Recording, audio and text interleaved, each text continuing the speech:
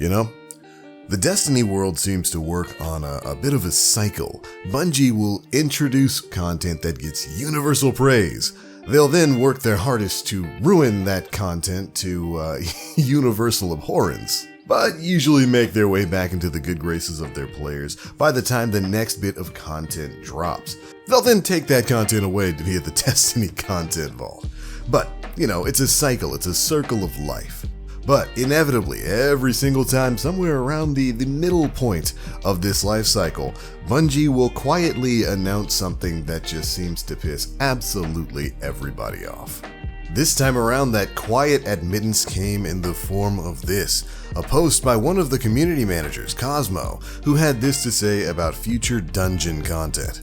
Hey everyone, we've seen some debate around the new dungeon content and wanted to clarify how it will be delivered next year.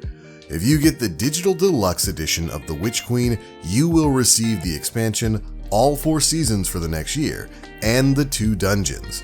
If you get the standard edition, you can still upgrade to the deluxe edition to get the dungeons later.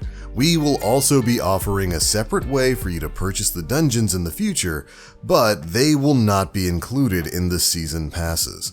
We will share more info on this closer to when this content is set to go live.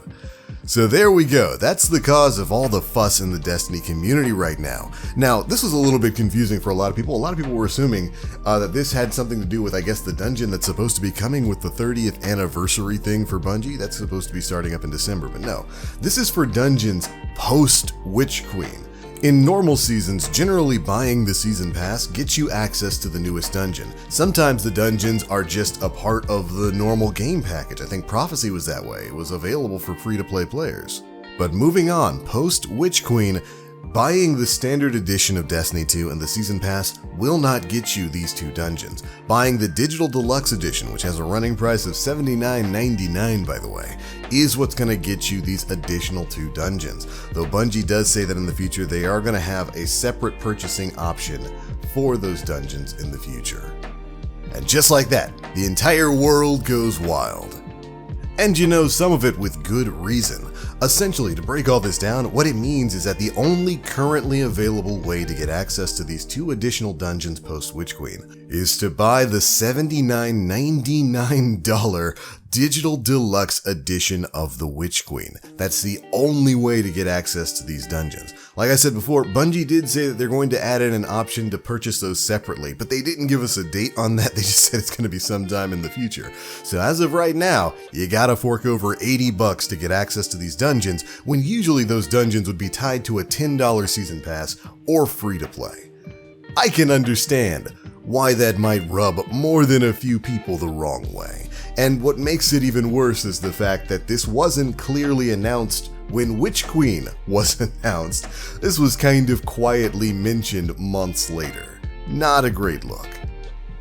I mean, if we just look at the past of Destiny 2, stuff like Shadowkeep brought the Pit of Heresy with the base price of $40 for Shadowkeep, while Prophecy is essentially free to play to all Destiny 2 players. So it definitely feels a little bit weird that we're not just pay gating these dungeons, we're pay gating it behind a more expensive digital purchase than those dungeons would usually be behind. And this really probably wasn't the best way to sort of slide in and make this sort of announcement. Now, I'm going to be perfectly honest with you guys.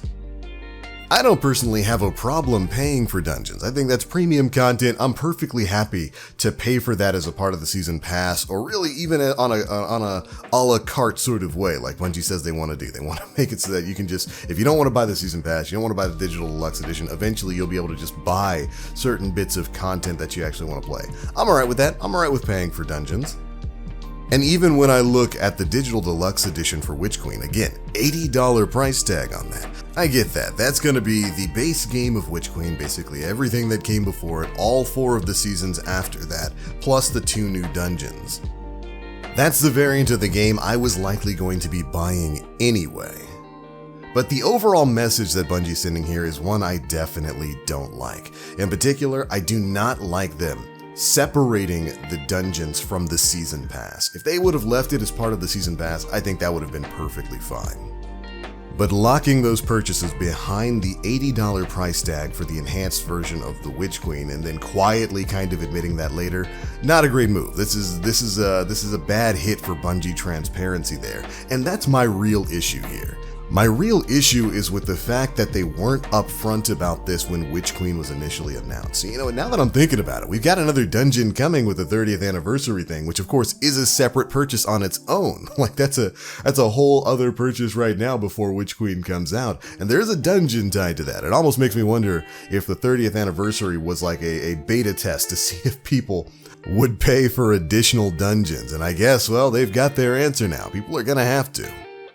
And it is just in general a weird sort of thing for Bungie to pull at this point. It's odd to me that the dungeons aren't a part of the season pass, like I said before, though I am perfectly fine with paying for that content on its own. I'll be looking forward to the day when you can just kind of buy that as a separate sort of thing, as long as it's not as ridiculously priced as the armor sets are every season. Like, don't shill me a $15 dungeon, Bungie. It's probably not worth that much.